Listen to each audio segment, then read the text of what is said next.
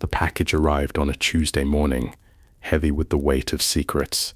No return address, just my name scrawled in desperate handwriting across brown paper that reeked of abandonment and forgotten years. Inside lay a single VHS tape, labeled Holloway State Hospital, Final Session. I'm Marcus Chen, host of the true crime podcast, Dark Angeles. 3 years investigating Los Angeles's darkest mysteries, missing persons, unsolved cases, institutional cover-ups. I thought I'd mapped every shadow in this city. The tape proved me catastrophically wrong. A handwritten note accompanied the evidence. One chilling line: "You wanted the truth about Holloway. Now face the consequences." For months, I'd been researching Holloway State Hospital. Shuttered in 1997, following a series of unexplained patient incidents, the state buried beneath bureaucratic doublespeak. Officially, budget constraints and facility modernization. Unofficially, whispers of unauthorized experiments, vanished patients, and something the surviving staff refused to name directly. I'd contacted former employees, patient families, anyone connected to that cursed place. Most slammed doors in my face. Those brave enough to speak painted a terrifying picture of an institution where treatment became torment, where healing transformed into horror. The VHS tape represented my first tangible evidence. Watching it became the gravest mistake of my existence. What follows isn't just another true crime investigation. It's a desperate warning, a confession born from terror, and perhaps my final attempt to prevent the catastrophe I accidentally unleashed. Because some secrets carry prices beyond imagination. Some doors, once opened, can never be sealed again. Modern equipment rejected the ancient tape. I drove to a pawn shop in Koreatown, where an elderly proprietor with knowing eyes sold me a functioning VCR for $60. He asked no questions, demanded no explanations. Wisdom earned through experience. Back home, I connected the machine with trembling hands. Static dominated the screen before resolving into a sterile white examination room. A man in a pristine lab coat sat across from an unseen subject. The timestamp displayed December 15th, 1996.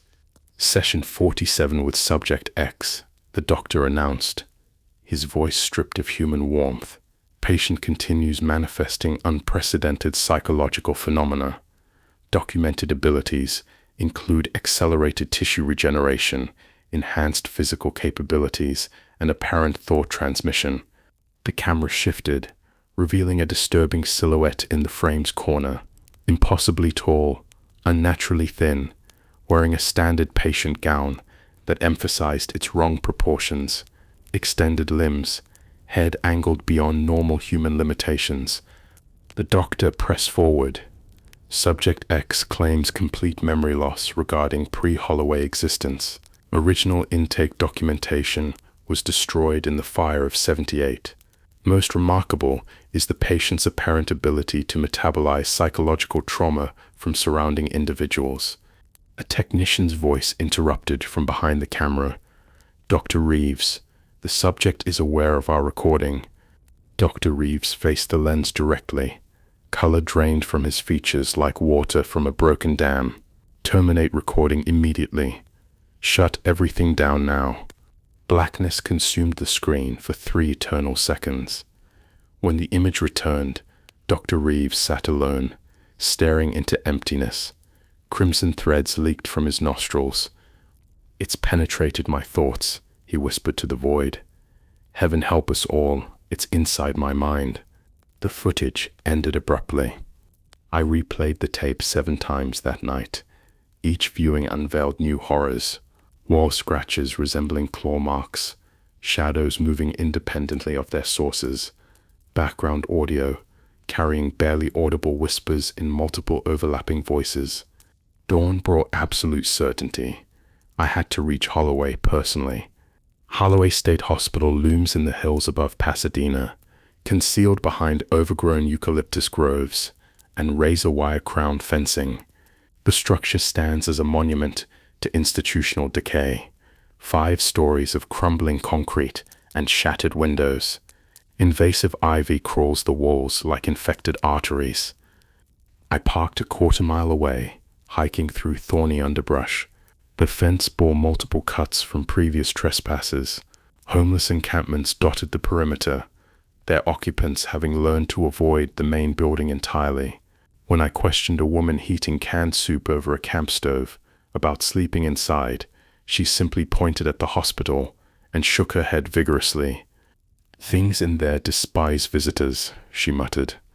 The main entrance remained chained shut, but a service door near the loading dock hung open like a broken jaw. Someone had spray-painted "Do Not Enter" across the frame in letters that gleamed wetly red. I entered regardless. The stench struck immediately. Medical antiseptic wrestling with organic decay. Beneath both, something fundamentally wrong. The lobby resembled a war zone of overturned furniture and scattered documentation. Patient files carpeted the floor, water-damaged and illegible. My footsteps echoed through empty corridors like gunshots. Room after room contained rusted bed frames and obsolete medical equipment too worthless for salvage. Climbing to the second floor, I discovered signs of recent occupation. Fresh footprints disturbed decades of dust. Candle wax pooled in corners. Someone had carved a message into a former patient room's wall. "It feeds on pain. Give it nothing." That's when the voice first spoke my name. "Marcus." I spun frantically. The hallway stretched empty in both directions, but the voice had been crystal clear, intimate, a whisper originating inside my skull. "Marcus Chen, you craft stories from dead people's suffering." My phone died instantly, despite showing full battery moments earlier. The backup recorder refused activation. Whatever inhabited this place rejected documentation attempts. "You seek knowledge about Dr. Reeves," the voice continued, growing stronger. "About Subject X, about what we became together." Temperature plummeted 20 degrees in seconds. My breath materialized in visible clouds. Down the corridor, a door swung open with deliberate invitation. Every survival instinct screamed retreat. Instead, I walked toward the beckoning darkness. The room beyond differed dramatically from the others. Cleaner, organized, filing cabinets lined the walls, and a desk occupied the center with papers arranged in neat stacks, as if someone maintained active operations here. Every document related to Subject X: intake forms, treatment protocols, psychological evaluations. The earliest entries dated to 1976, when authorities brought the patient to Holloway as a traumatized child. Subject appears approximately 8 years of age, one report began. Severe malnutrition, extensive evidence of prolonged abuse, no identification documents, no family contacts. Child exhibits selective mutism and extreme pain responses. I photographed everything frantically, my mysteriously recharged phone capturing each horrific detail. The reports chronicled a child who had endured unimaginable suffering, then been subjected to experimental treatments that amplified the trauma. Dr. Reeves had led the research team. His early notes showed genuine therapeutic concern, but months passed, and his tone shifted dramatically. The child healed impossibly quickly from injuries, demonstrated superhuman strength, and somehow absorbed the psychological trauma of nearby patients. Subject's condition continues evolving, Reeves wrote in October 77. Other patients report persistent nightmares when housed near X. Several have demanded transfers. Staff assigned to X's care show increased rates of depression, anxiety, and what they describe as invasive thoughts. By 79, Reeves no longer treated Subject X as a victim requiring help. The child had become a specimen for study. Working hypothesis: subject metabolizes psychological trauma as biological sustenance. Physical manifestations suggest this transcends simple psychological conditioning. We may be documenting human evolutionary advancement, or something that was never human originally. The final entry bore December 16th, 1996. One day after the recorded session, Subject X has breached all containment protocols. Dr. Morgan, Dr. Phillips, and Nurse Henderson are deceased. I can sense its presence in my thoughts, consuming my guilt, my terror. It grows stronger with each feeding. The hospital faces permanent closure, but containment was always an illusion. Nothing can stop it now.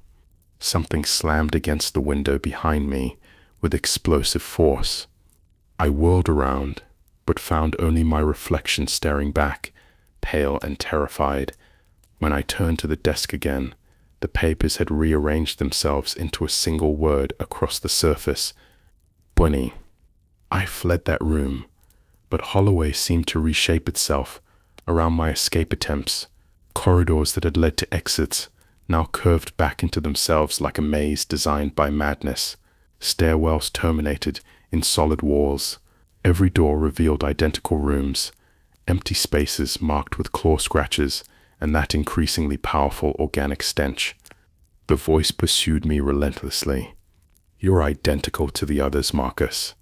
Those who arrive seeking stories. You feed on pain too, don't you? Other people's suffering becomes your entertainment, your profit. The accusation hit with devastating accuracy. How many times had I transformed tragedy into content? How many grieving families had I contacted during their darkest hours, asking them to relive trauma for my audience? Nausea overwhelmed me. That's correct, the voice whispered with satisfaction. Experience that shame, that crushing guilt. It tastes like copper pennies and bitter regret. I stumbled into what had been the children's ward. Smaller beds lined the walls. Cartoon characters painted on surfaces had faded into nightmarish abstractions over decades. In one room, someone had arranged dozens of stuffed animals in a perfect circle around a single chair. A folder marked Subject X, supplemental files, rested on the chair's seat. Every instinct demanded immediate escape. Flee this cursed place. Drive as far as possible. Never look back. But the journalist in me needed answers. The truth, whatever its cost. The folder contained photographs, Polaroids, documenting Subject X's transformation across 20 years. Early images showed a normal child, thin and frightened, but recognizably human. As years progressed, something fundamental changed. Proportions shifted unnaturally. Eyes enlarged and darkened. Limbs stretched beyond normal parameters.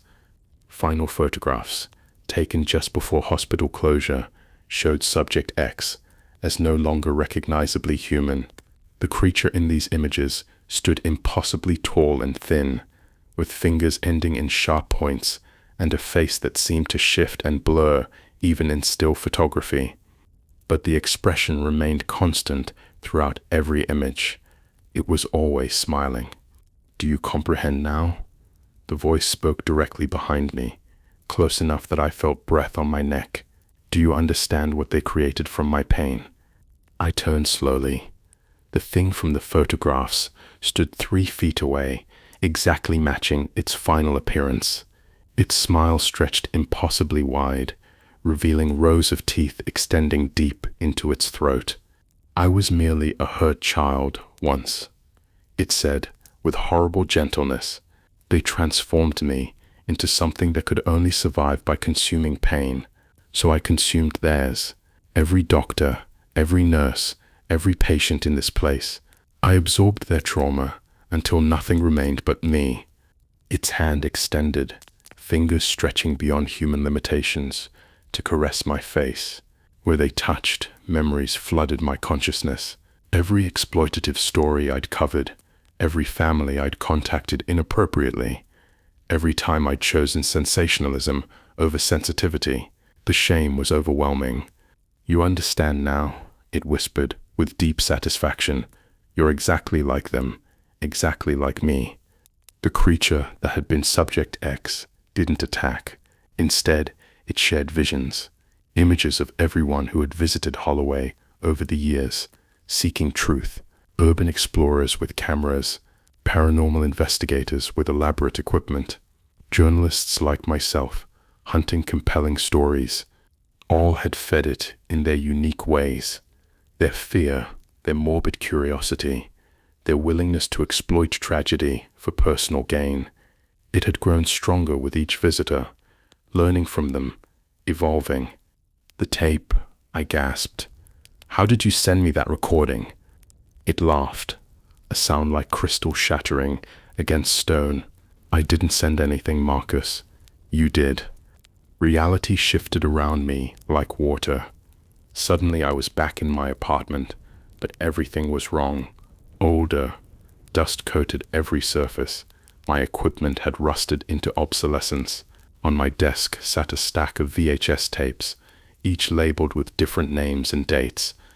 Marcus Chen, November 2024.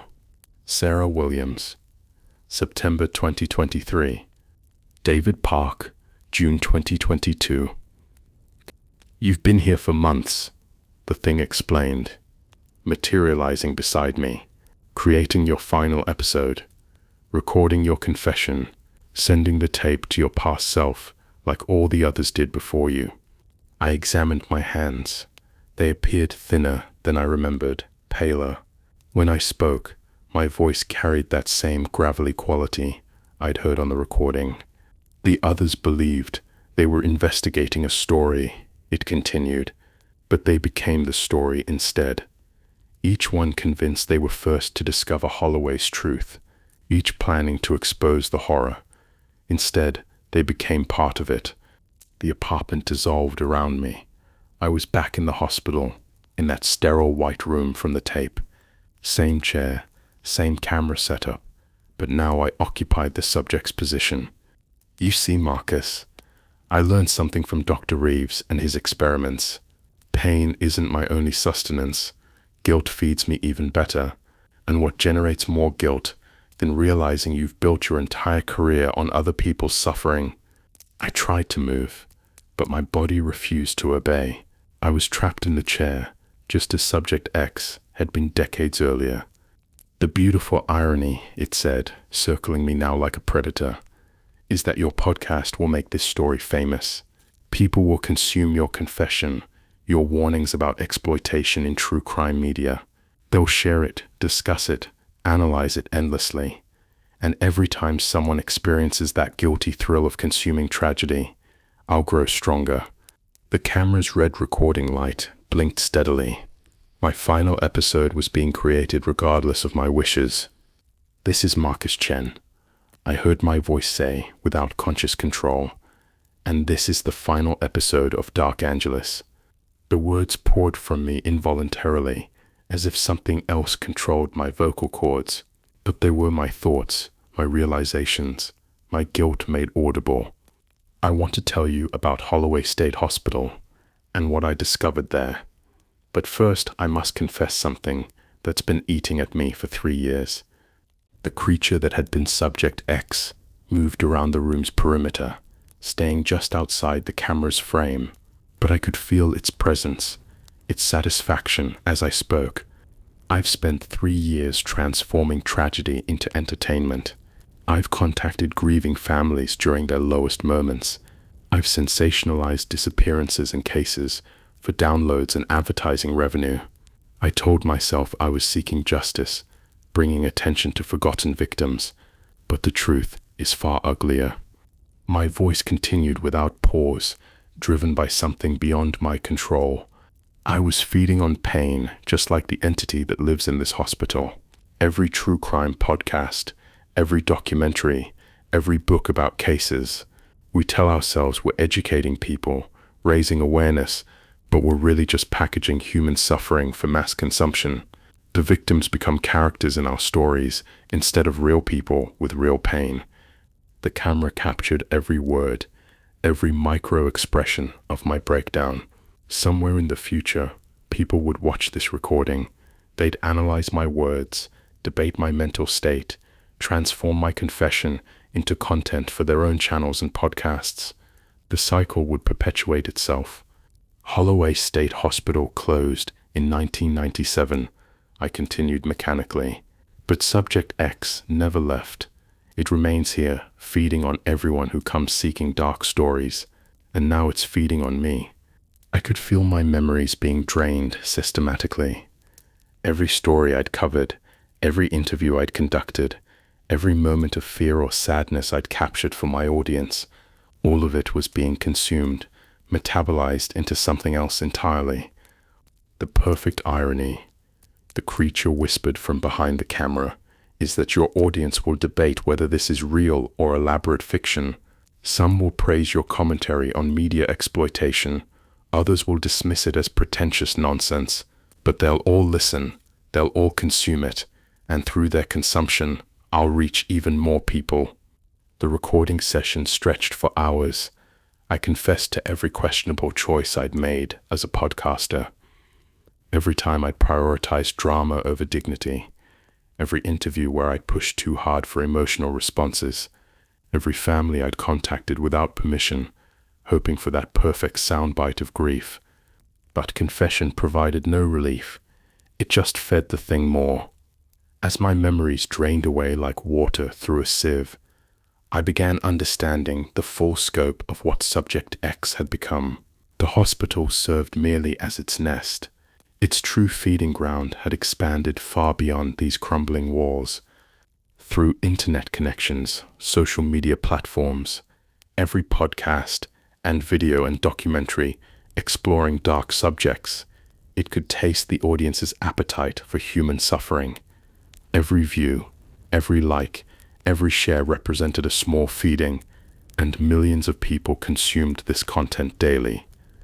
"Do you see now?" it asked, looming over me.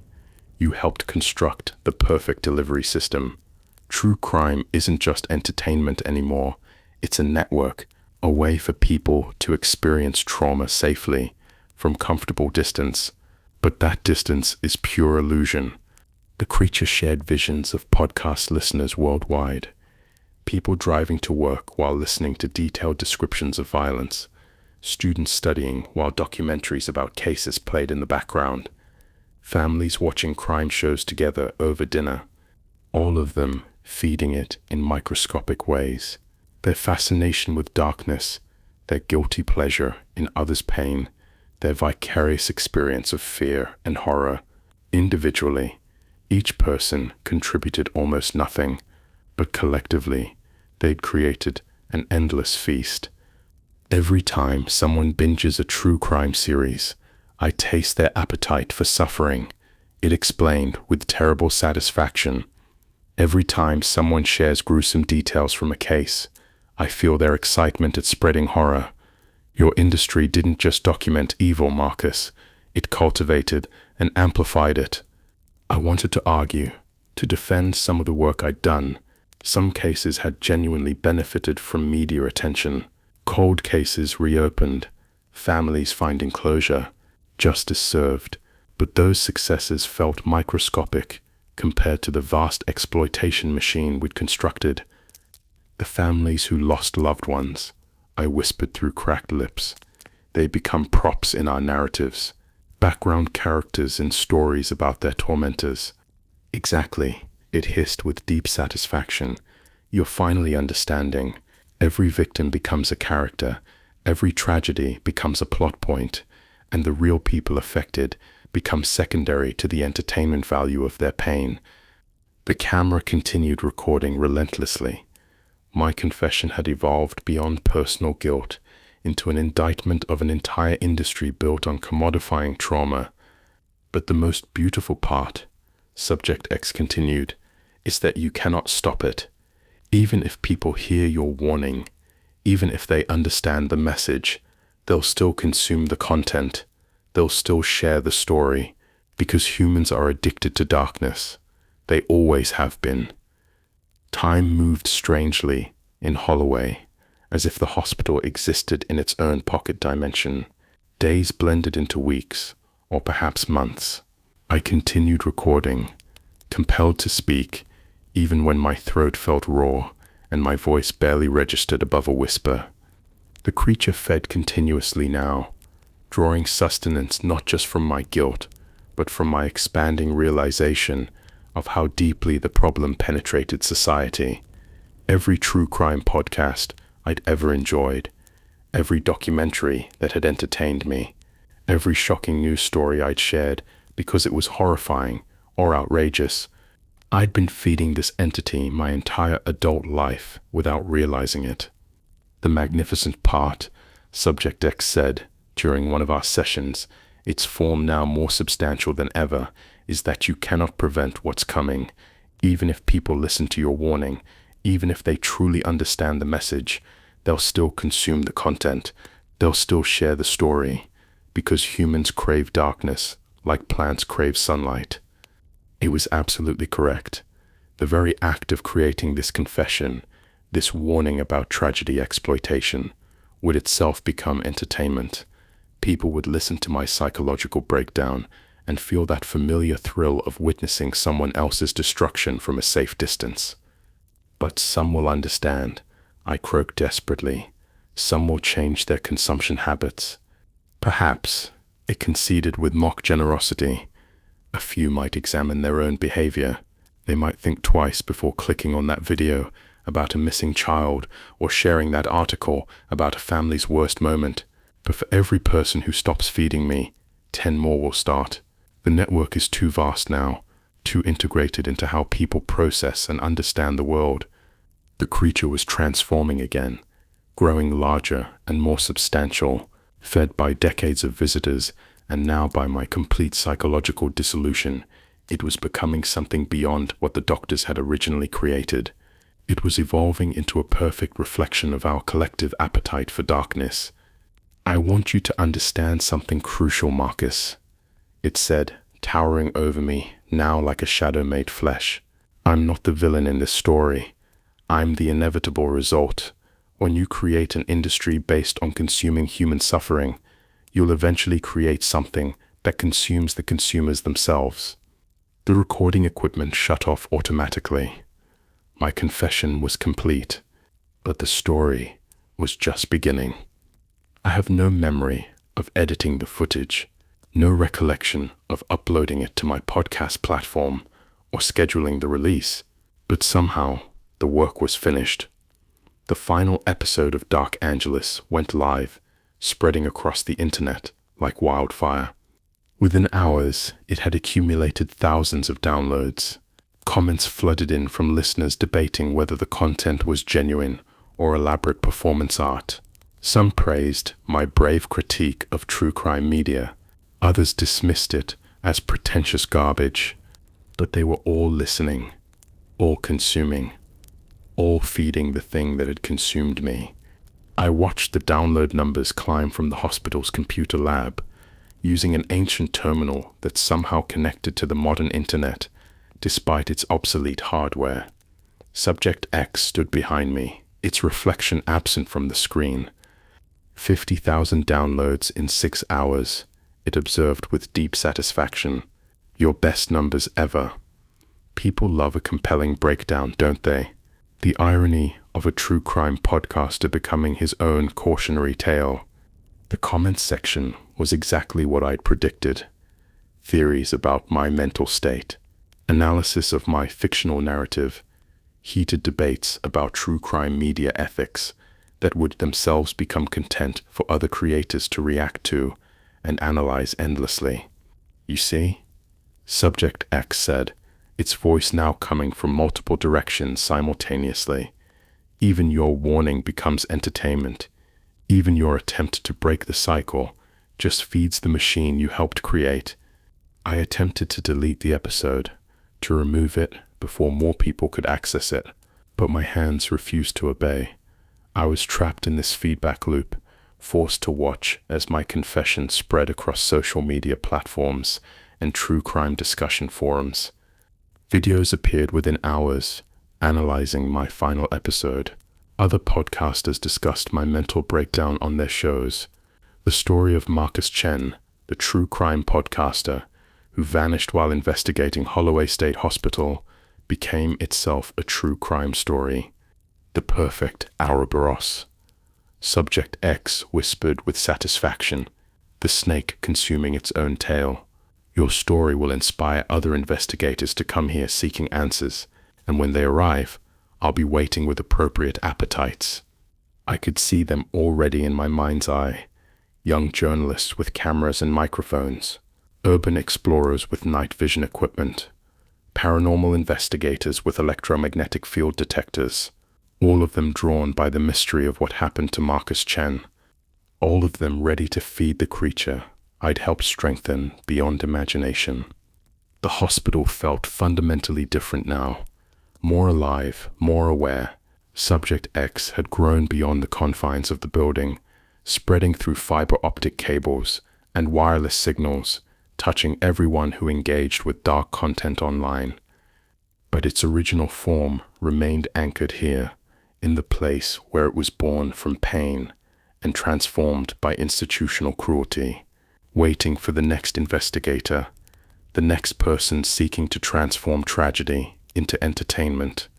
You understand now, it said to me as I sat in what had been my apartment, but was now just another room in Holloway's endless maze.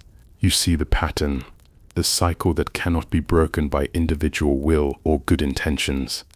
I nodded weakly. I was part of the hospital now, another ghost in its halls.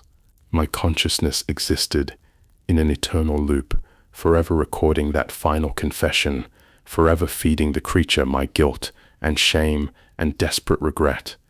But maybe, I whispered with the last vestige of hope, maybe one person will truly listen, really hear the warning, and choose differently. Subject X smiled its impossible smile, stretching across dimensions I couldn't comprehend. Maybe, but probably not. Humans are predictable creatures. Give them a choice between confronting their own darkness and consuming someone else's, and they'll choose consumption every single time. Through the hospital's broken windows, I could see vehicles parking along the access road, new visitors approaching, a group of college students with paranormal investigation equipment, drawn by viral social media videos about my disappearance, a streaming service documentary crew that had obtained permission to film on the property, a true crime content creator with millions of subscribers. They would all find their way inside eventually. They would all become part of the expanding story, and the cycle would continue, growing stronger with each iteration. "Welcome to Holloway," Subject X said to the approaching investigators, though they couldn't yet hear its voice. "Come inside. We've been expecting you for quite some time." I tried to scream a warning, but no sound emerged from my throat. I was just an echo now, a cautionary tale that had become entertainment. My voice would be part of every recording made in this place from now on, a whisper in the background, warning people to flee. But warnings, I'd learned through bitter experience, just make stories more compelling. The students entered through the same service door I'd used months or years ago. Their equipment detected my presence immediately, causing excited chatter about residual energy and intelligent manifestations. They had no idea they were walking into something that had been waiting for them specifically, something that knew their names, their favorite podcasts, their secret appetite for darkness and suffering, something that was about to make them part of the story they'd come to document. Subject X moved through the walls like water, following them, studying them with predatory interest, learning their fears, their traumas, their guilty pleasures, preparing to feed once again. And I could only observe, trapped in this loop of confession and regret, as the cycle began anew with fresh victims who believed they were investigators. That was 6 months ago, or 6 years. Time operates differently here at Holloway, flowing in circles rather than straight lines. But the story keeps spreading, mutating, growing stronger with every telling and retelling. My podcast episode has been downloaded over 2 million times now. It spawned documentaries, investigation videos, reaction content, and academic papers about the ethics of true crime media. Each new piece of content brings more people into contact with what lives here, what feeds here. The creature that was Subject X has evolved beyond needing any physical form. It exists in the network now, in every click and share and comment on dark content. Every time someone binges a series about cases or shares a gruesome news story, they're feeding it incrementally more. But maybe you're different. Maybe you're reading this and feeling that uncomfortable recognition of your own consumption habits. Maybe you're questioning why you clicked on this story in the first place. What drew you to seek out darkness and suffering packaged as entertainment? If so, then maybe there's genuine hope. The next time you encounter a headline about someone's worst day, the next time you're tempted to watch a documentary about a family's tragedy, the next time you want to share that shocking crime story that everyone's talking about, remember me, remember Holloway, remember that behind every piece of dark content is a real person's real pain transformed into profit. And ask yourself honestly, am I seeking justice and understanding, or am I simply consuming suffering for entertainment and social currency?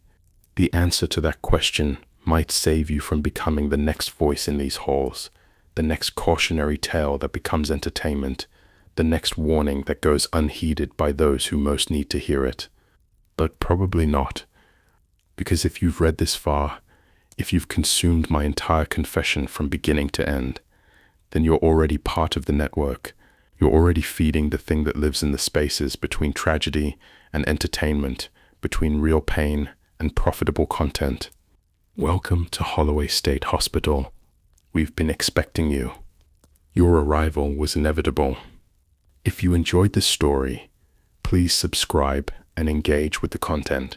Share your thoughts and let others know about this narrative.